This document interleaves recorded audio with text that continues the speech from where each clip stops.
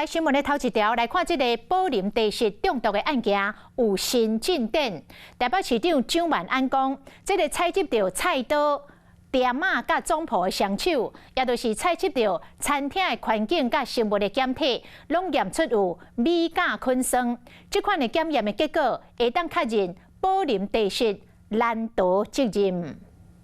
宝林地质食物中毒的案件，台北市府今日早起向提早开细并的记者会，因为针对米甲菌酸的检验有明显的进展。对于目前我们所送验的相关基证，有呈现阳性的反应，也就是上面有发现米酵菌酸。这个基证样本包含环境基证以及生物基证，所以我们采证的包括 2个刀具、1个砧板，以及手部的生物基证。初步检体确认验出米甲菌酸。验过餐厅的工作人员除了会吸灶开用品，做这过程将料理烹调到卖吸入食材甲残具。在这件事情上面，宝林你的责任跑不掉，所以能够串联起现在 A13宝林以及患者之间的关联。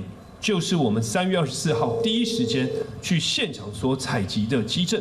台北市府要扩大追查来自越南的混根粉，混根粉的成分9成是米淀粉，剩的是树脂淀粉。通常会用伫越南的梗粉、河粉、凉皮的外皮，或者是港式肠粉的外皮。目前台北市总共13件会有业者拢是对载方向。